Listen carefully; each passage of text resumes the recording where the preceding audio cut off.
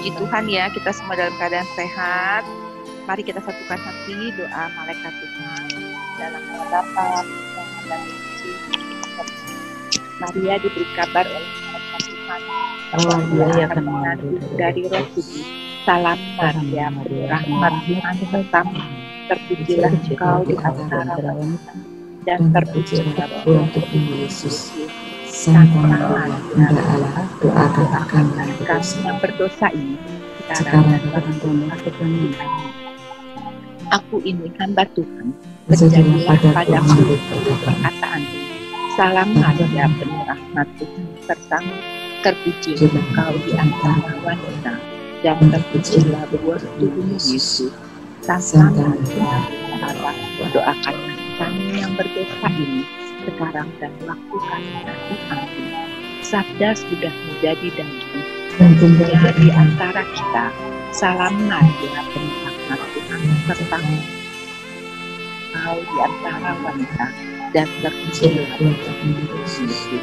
Santa Maria, Bunda Allah, doakanlah kami yang berdosa ini, sekarang dan waktu kami nanti. Amin. Doakanlah kami ya Santa Bunda Allah, supaya kami dapat menikmati janji Kristus. Marilah kita berdoa. Ya Allah, karena kabar malaikat, kami mengetahui bahwa Yesus Kristus Putramu menjadi manusia. Curahkanlah rahmat dalam hati kami, supaya karena sengsara dan salibnya, kami berdoa kepada kebangkitan yang mulia, sebagai Tuhan dan Anak kami. Amin. Bapa yang penuh kasih, tiada henti-hentinya kami selalu mengucap syukur atas kasih yang telah Kau berikan kepada kami, hingga kami boleh bersatu pada pagi hari ini, terutama bersama orang Muslim. Kiranya kami semua yang berada di sini lalu dalam perlindungan tangan kasih-Mu, dalam keadaan sehat. Bapa, pada pagi hari ini kiranya Kau berikan kami kecerahan untuk boleh mendengarkan renungan yang dibawakan oleh Romo kami terkasih, Romo Kim. Kiranya ia juga dalam keadaan sehat. Terima kasih. Kemuliaan kepada Bapa, Putra, dan Roh Kudus, seperti pada permulaan, sekarang, selalu, dan sepanjang segala abad. Amin. Oke. Terima kasih Bu Wiwi. Sama-sama.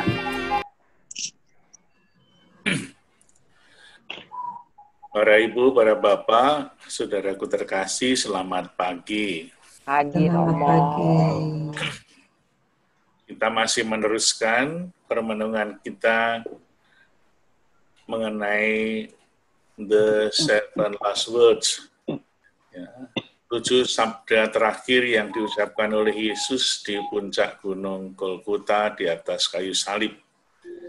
Kita sudah merenungkan dari hari pertama tentang Eloi Eloi lama sabachthani, yang kedua tentang pengampunan, sekarang yang ketiga ya.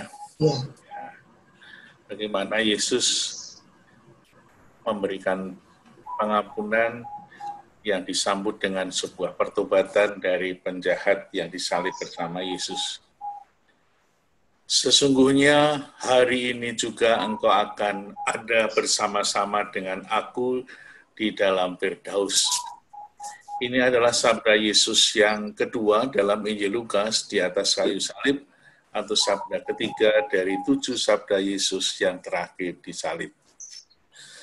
Ini merupakan sebuah tanggapan Yesus terhadap permintaan seorang penjahat yang bertobat. Yesus, ingatlah akan aku apabila engkau datang sebagai Raja. Itulah kata-kata dari penjahat yang akhirnya mengimani Yesus. Sabda Yesus ini menjadi lanjutan dari sabda Yesus yang kemarin kita renungkan, yakni Yesus yang memberi pengampunan kepada mereka karena mereka tidak tahu apa yang mereka lakukan. Pengampunan Yesus yang tulus dan suci itu membuahkan pertobatan. Kalau kita melihat seluruh Injil Lukas, pada pokoknya mewartakan tentang belas kasih Allah dan pengampunan orang berdosa. Inilah intisari dari kabar baik yang diwartakan Yesus, yakni pengampunan dosa manusia. Di dalam beberapa teks Injil Lukas, kita bisa melihat contoh-contohnya. Misalnya, dalam Lukas 5 ayat 31, Yesus mengatakan, bukan orang sehat yang memerlukan tabib, tetapi orang sakit. Terusnya, aku datang bukan untuk memanggil orang benar, tetapi orang berdosa, supaya mereka bertobat. Lalu pada akhir dari Injil Lukas juga ada di sana, dan lagi dalam namanya berita tentang pertobatan dan pengampunan dosa harus disampaikan kepada segala bangsa, mulai dari Yerusalem. Jadi Injil Lukas itu terkenal dengan kata Yerusalem. Dari awal permulaan Injil itu menuju ke Yerusalem, dan dari Yerusalem menuju ke seluruh dunia.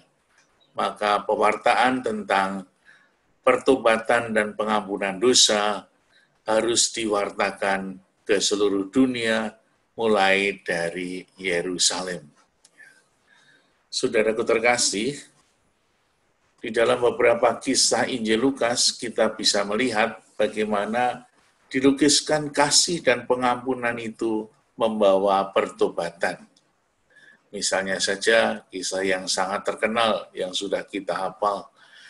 Kisah tentang anak hilang yang mendapat pelukan kasih dan belas kasih serta pengampunan. Seluruh hidupnya anak hilang itu berubah total dan anak itu bertobat. Dan bagaimana Tuhan itu mengungkapkan kasih-Nya dengan memberikan pakaian yang baru, cincin yang baru, dan pesta yang luar biasa. Contoh yang kedua misalnya Sakius, seorang koruptor kelas kakap, kepala pemungut cukai. Kasih Yesus dan sapaan Tuhan Yesus dengan cinta dan belas kasih-Nya mendatangi rumahnya, membuat Sakius bertobat. Itu ada di dalam Injil Lukas bab 19 ayat 1-10. Bahkan ungkapan pertobatan atau wujud pertobatan itu diceritakan dia mengembalikan seluruh hartanya yang dirugikannya, dan kepada mereka bahkan diganti 4 kali lipat. Dan kalau kita sedikit melihat kisah Petrus, pertobatan Petrus, itu juga terlukis di sana. Ada sebuah perbedaan besar antara kisah Petrus, antara Injil Lukas dan Injil Matius. Kalau di dalam Injil Matius kita melihat kemarin, bagaimana Yesus begitu tampak penderitaannya, menderita di kayu salib sampai mengatakan Eloi, Eloi, lama sabachthani, itu didukung oleh sebuah kisah tentang Petrus yang menyangkal Yesus. Dalam Injil Matius, penyangkalan itu semakin besar, ya. Sampai pada penyangkalan yang ketiga itu, Petrus diceritakan bersumpah, sehingga Yesus merasakan kesendiriannya ditinggalkan oleh para murid yang menyangkal Yesus. Dalam Injil Lukas ada sesuatu yang berbeda, yang terbalik, yang tadinya keras, akhirnya menjadi lembut. Sehingga Injil Lukas memperlihatkan sebuah pertobatan yang ada dalam diri Petrus. Bukan karena Petrus mendengar ayam berkokok kemudian bertobat, tetapi di dalam Injil Lukas diceritakan dengan indah sekali. Petrus bertobat karena mata Yesus yang tajam penuh belas kasih itu bertemu dengan matanya Petrus. Pertemuan 4 mata antara Yesus dengan Petrus membuahkan satu pertobatan. Oleh Lukas dilukiskan dengan kata-kata yang bagus. Lalu berpalinglah Tuhan memandang Petrus. Maka teringatlah Petrus bahwa Tuhan telah berkata kepadanya, sebelum ayam berkokok pada hari ini, engkau telah 3 kali menyangkal aku. Maka pandangan Yesus itulah yang membuat Petrus bertobat. Jadi kasih dan cinta Yesus kepada Petrus mengingatkan Petrus akan penyangkalannya yang akhirnya berbuah indah. Ada lagi misalnya belas kasih dan pengampunan itu membuat mata salah seorang penjahat mampu melihat siapakah Yesus yang kita renungkan hari ini. Dia mengatakan apa? Penjahat yang bertobat itu menegur temannya, katanya, tidakkah engkau takut juga tidak kepada Allah? Sekarang engkau menerima hukuman yang sama. Selanjutnya, kita memang selayaknya dihukum sebab kita menerima balasan yang setimpal dengan perbuatan kita. Tetapi orang ini tidak bersalah sama sekali. Lalu ia berkata kepada Yesus, ingatlah akan aku apabila engkau datang sebagai raja. Lalu Yesus menjawab, aku berkata kepadamu, sesungguhnya hari ini juga engkau akan ada bersama-sama aku di dalam Firdaus. Dan puncak dari seluruh pengakuan bahwa Yesus adalah Anak Allah ada di dalam mulut pasukan yang menyalibkan Yesus. Bahkan kepalanya mengatakan, sungguh orang ini adalah orang benar. Ya, itu dinyatakan oleh tentara Roma yang menyalibkan Yesus. Sebuah pernyataan resmi yang mengatakan yang berarti bahwa Yesus Sang Mesias itu sudah diakui oleh seluruh dunia, bukan hanya oleh orang Yahudi, tetapi dunia Romawi pun mengakui, sehingga Yesus adalah juru selamat dunia. Dari kisah ini kita bisa belajar dari Tuhan Yesus, bagaimana kejahatan itu merajalela di dunia. Tetapi kejahatan itu tidak boleh dibalas dengan kejahatan. Mengapa? Karena kalau kejahatan dibalas dengan kejahatan, akan melahirkan kejahatan yang baru. Dengan demikian, kejahatan akan semakin bertambah. Tetapi Yesus mengajarkan kepada kita semua, kejahatan harus dibalas dengan cinta kasih. Maka kejahatan akan semakin mereda. Mungkin banyak contoh di dalam kehidupan kita sekarang ini. Di Indonesia banyak sekali hoax atau kata-kata yang seringkali terjadi, mencaci maki orang, menyerang, itu semuanya harus kita balas dengan kasih. Itulah kata-kata Yesus dan perintah Yesus bagi kita semua. Ada sebuah pepatah kecil yang terkesan bagi saya sederhana sekali. Misalnya seperti ini.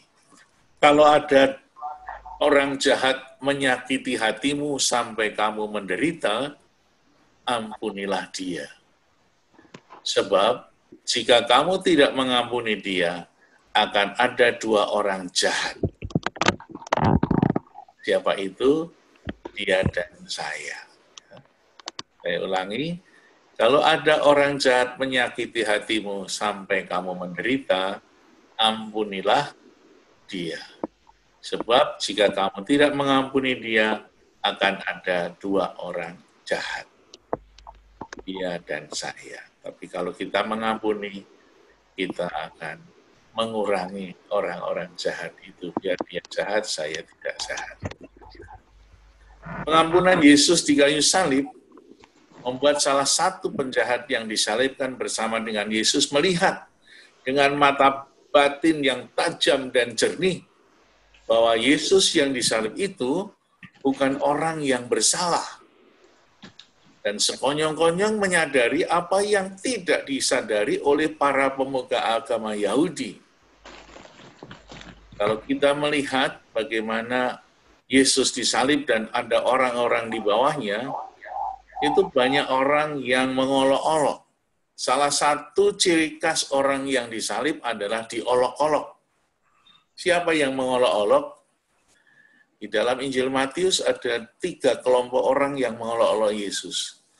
Yang pertama adalah orang yang lewat, hanya lewat, tidak tahu apa-apa saja mengolok-olok. Yang kedua juga yang ada di dalam Injil Lukas adalah para pemuka agama Yahudi. Bahkan memakai ayat-ayat kitab suci ketika mengolok-olok Yesus. Dalam Injil Matius, 2 penjahat itu juga mengolok-olok Yesus. Sehingga Yesus sungguh-sungguh merasa sendirian sampai dia merasa ditinggalkan oleh Allahnya. Kita sudah bahas itu. Tetapi di dalam Injil Lukas dan Kas Lukas tidak ada di dalam Injil yang lain.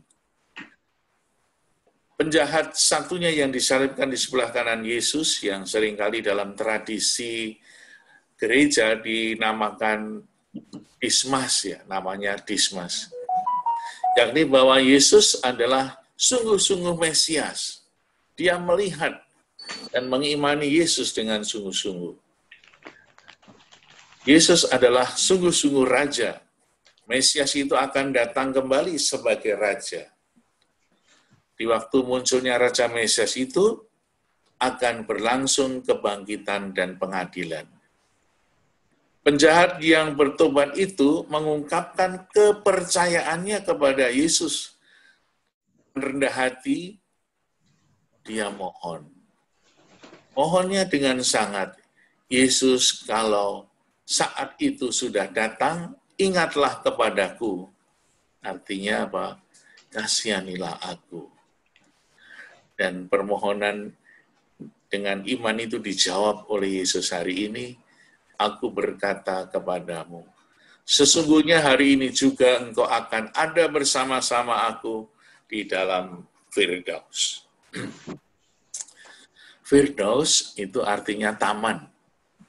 Seperti dilukiskan di dalam kitab Kejadian 2 ayat 8, di mana Adam dan Hawa dikisahkan saat berada di tempat di mana ada relasi yang sangat baik antara Allah dan manusia. Demikianlah kata itu dipakai untuk keselamatan yang akan dialami oleh orang itu, yakni bersama-sama dengan Yesus dalam sukacita. Seperti yang selalu kita mohon, supaya peristiwa kebahagiaan di Firdaus itu, yang ada di surga sana, boleh terjadi sekarang ini di dunia. Dalam doa Bapa kami, kita punya kerinduan akan kebahagiaan di atas bumi seperti di dalam surga. Ya. Oleh karena itu, marilah kita bersama dengan penjahat yang bertobat, mohon berkat Tuhan, agar kita dapat menerima roh pertobatan, dan kita menjadi manusia baru yang boleh ikut di dalam perjamuan Tuhan. Amin. Tuhan memberkati kita.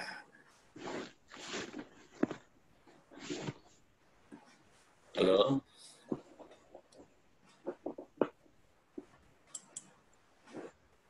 Silakan boleh dibantu kalau ada teman-teman Ya. yang mau. Bapak Ibu yang ingin bertanya, silakan mute-nya dinyalakan. Ada yang mau bertanya atau mau yang menanggapi? Halo. Kalau nggak ada, saya yang tanya. Saya bertanya mengenai pemberian pengampunan Yesus kepada penjahat tadi. Di saat-saat terakhir penjahat itu dalam hidupnya, dia bertobat.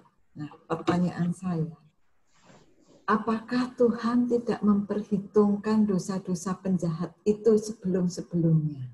Jadi tiba-tiba Yesus mengatakan bahwa hari ini juga engkau akan bersama aku di Firdaus. Itu artinya Yesus sudah menghapus semuanya kesalahan-kesalahan penjahat itu. Padahal kalau faktanya penjahat itu sudah melakukan banyak kejahatan sehingga dia disalib. Nah, pertanyaan saya, akibat dari dosa penjahat itu, apakah nantinya itu tidak diperhitungkan? Itu mungkin juga akan mengalami seperti diri saya sendiri. Saya banyak dosanya gini-gini, terus nanti di endingnya saya bertobat sama Tuhan Yesus. Yesus ampunilah saya. Nah, dosa-dosa saya sebelumnya itu apakah tidak diperhitungkan? Gitu. Pertanyaan saya itu. Tidak. Ya, setiap kali kita misa di dalam gereja, dalam Ekaristi, kita selalu mengatakan itu ya. Tuhan janganlah ingat akan dosa-dosa kami, tapi ingatlah akan iman gereja. Kasih dan belas kasih Allah yang begitu agung, itu lebih besar ya, daripada dosa-dosa manusia. Oleh karena itu, Tuhan Yesus berkenan hadir di dunia ini untuk memberikan wujud cinta Allah yang sejati, yakni ingin menyelamatkan manusia. Tetapi pertobatan itu tidak harus kita tunda nanti, sekarang berdosa dulu, nanti kalau sudah mau mati, bertobat. Ya, nanti belum sampai bertobat, sudah mati nanti. Oleh karena itu, pertobatan menjadi sebuah warna di dalam seluruh hidup kita, sekarang ini sampai kapanpun juga. Bahkan setiap hari kita, kalau mau tidur, malam, sering berdoa, doa tobat, supaya hari ini kita bisa tidur dengan nyaman, dengan tenang, dan besok pagi bisa bangun dengan segar.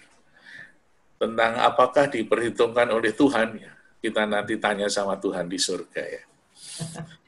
Ya, artinya apa? Bahwa kemurahan hati Tuhan, kasih Allah itu jauh lebih agung daripada dosa-dosa manusia. Ya, seperti yang diungkapkan di dalam kisah Injil. Penjahat itu menyadari bahwa dia sebagai penjahat itu luar biasa dosanya. Sehingga dia mengatakan kepada temannya, kamu dan saya ini sudah pantas dihukum seperti ini, tapi orang ini tidak pernah bersalah, tidak pernah berdosa. Maka kemudian dia menyadari dan melihat dengan mata yang tajam, mata batinnya, bahwa Yesus yang ada di sebelah saya ini adalah Sang Raja.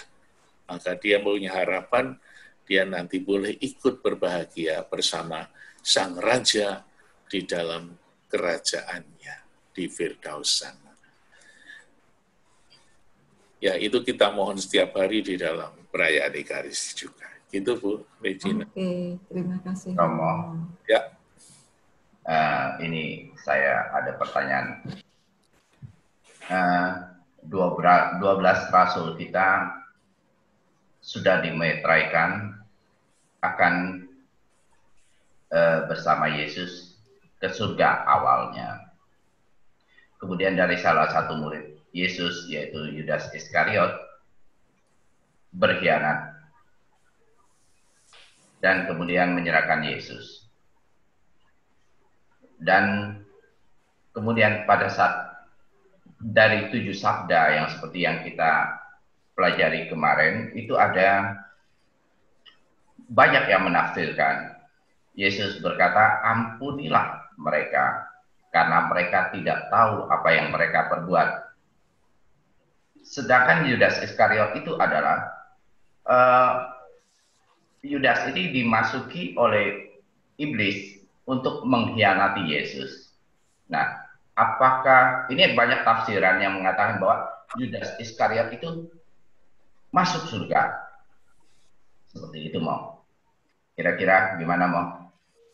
Ya, Yesus datang untuk menyelamatkan semua manusia tanpa kecuali. Maka wafat Yesus dan kebangkitannya juga untuk menebus dosa Yudas. Sebetulnya bukan hanya Yudas ya, Petrus itu lebih parah itu, menyatakan bahkan menyangkal sampai 3 kali.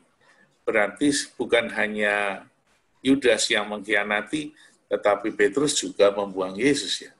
Maka penyaliban dan keselamatan yang dibuat oleh Yesus di kayu salib juga untuk menebus dosa-dosa para muridnya termasuk Yudas. Yesus mati juga untuk Yudas.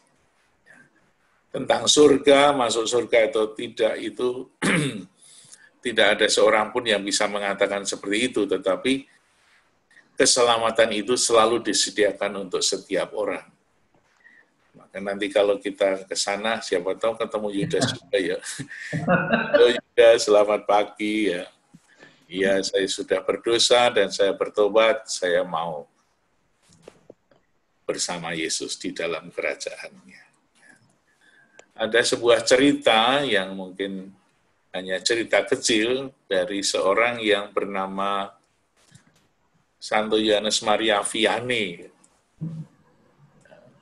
Ketika dia menjadi pastor di Ars di Prancis, itu kan dia termasuk waktu di seminari itu tidak banyak lulus dalam kuliahnya ya.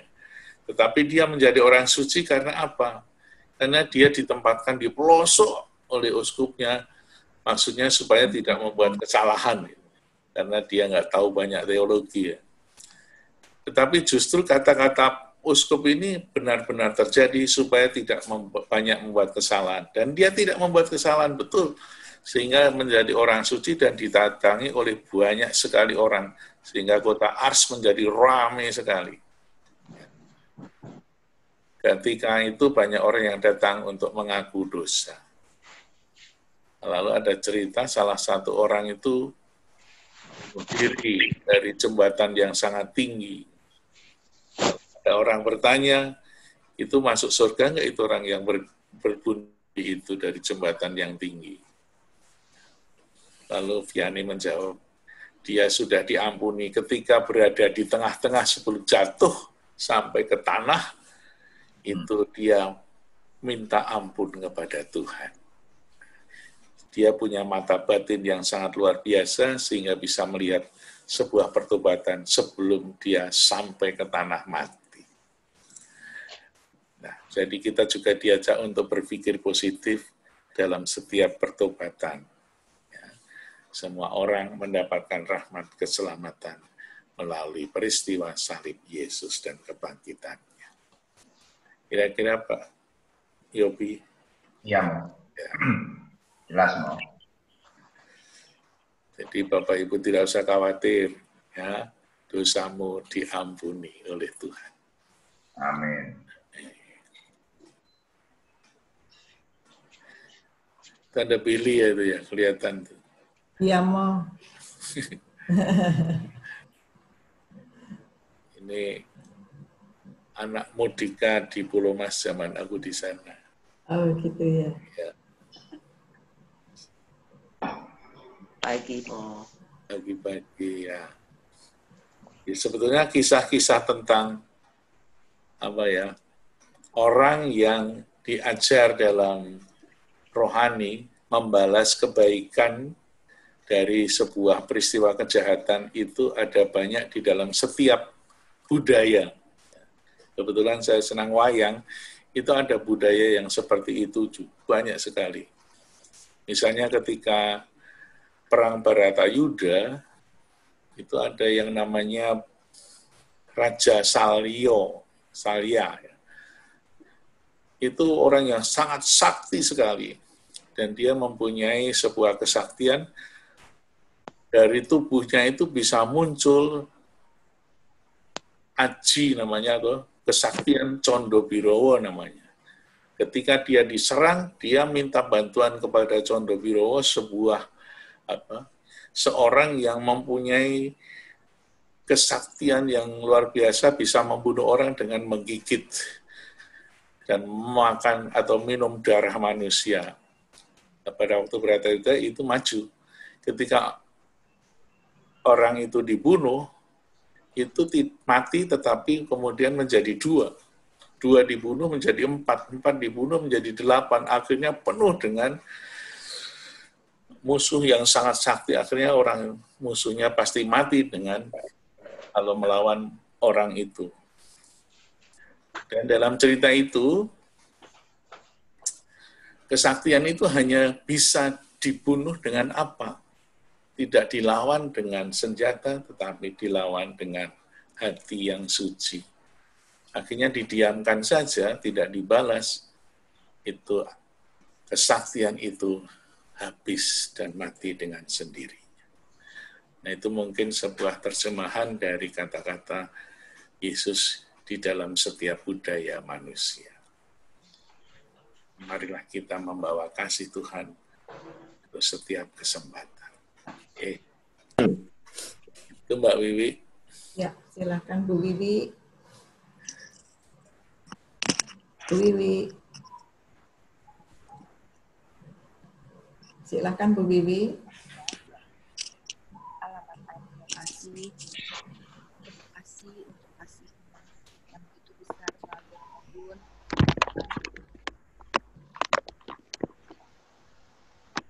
Suaranya kurang jelas, Bu. Ya, oke. Jelas sekarang? Ya. Jelas ya? Oke. Ya. Terima kasih semuanya. Romo, terima kasih. Bapak yang penuh kasih.